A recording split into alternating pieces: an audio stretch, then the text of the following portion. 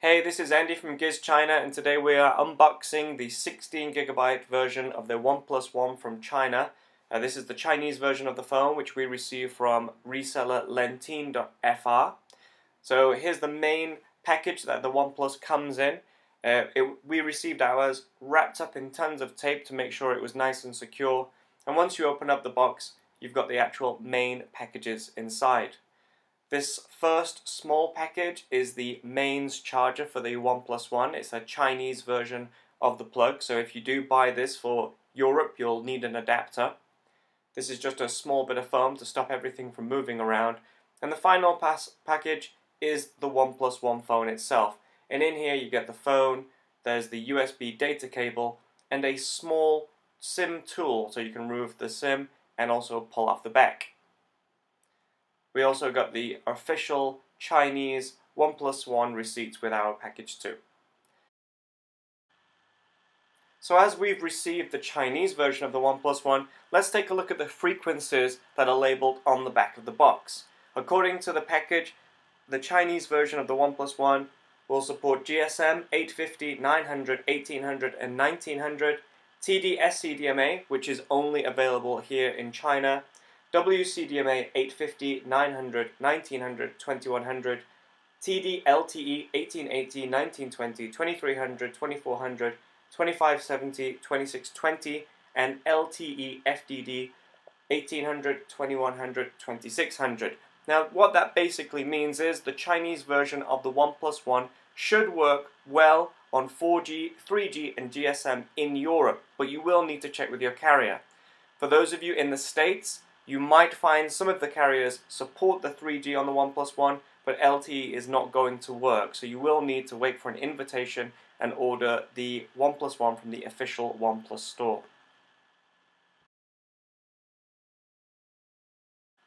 So before we talk about the phone itself, let's see what else is inside the packaging. Opening up the red box, you come to the OnePlus One phone itself and just lift this small tab up and that'll pull the phone out. I've already been playing with this, so I've already removed the film protector for the screen, but there is one on there when you get the phone. Inside the box we have a OnePlus One branded USB data cable, and this can be used for charging the phone and obviously transferring files. We have this small tool which can be attached to a keyring, and this is to remove the SIM tray, and removing the SIM tray will also allow you to pull the rear off. And finally we have this small red envelope which has the Chinese warranty details and a few instructions there too. Okay, so this is it, the OnePlus One, the flagship killer for 2014. The phone has a 5.5-inch 1080 display.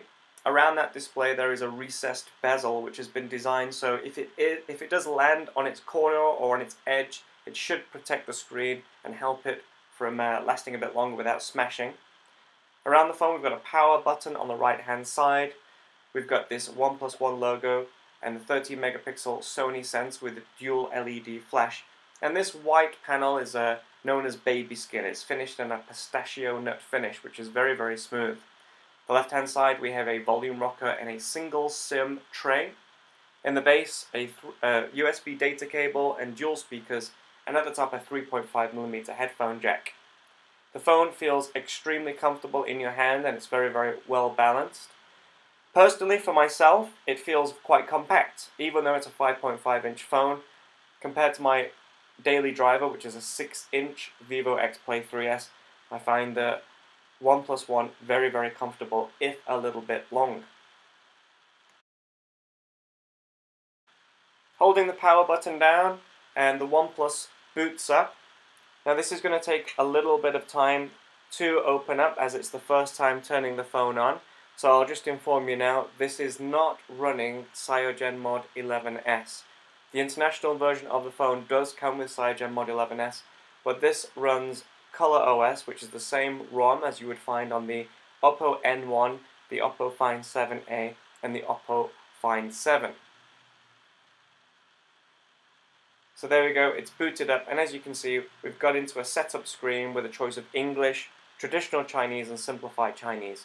I'm going to quickly go through this because I don't have Wi-Fi, and I don't think you really need to see anything. There's nothing all that important here.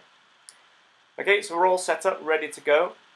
So that was super easy, very easy to set up, exactly the same as setting up an Oppo device. And once we get onto the home screen, you can see that the layout is similar to any Oppo running ColorOS, except the icons are slightly different. The widgets are the same. Holding down on the screen will allow us to uninstall applications, and we can even add widgets. We're going to add a music widget now. Pop that there, and this is just a record player. Very easy from the home screen. You just move the arm up onto the record and the music starts playing. There are no surprises here. Everything works the same as an Oppo device and ColorOS, and which is great because that all works very well. Okay, we just head out of that. Let's have a look in our app drawer and into the settings. So we go to About the Phone, and we can see that we're running ColorOS 1.2, which is based on Android 4.3. We've got a quad-core 2.5 GHz CPU and 3 GB of RAM, and there's 11.23 GB of internal memory left. In the camera app, we've got the same camera setup as found on the Oppo Find 7a, and we've even got that really nice HD photo options. We can take some really detailed photos. The gallery, nice and fast. We can flick from picture to picture without an issue, and the photos do look stunning on the 1080 display.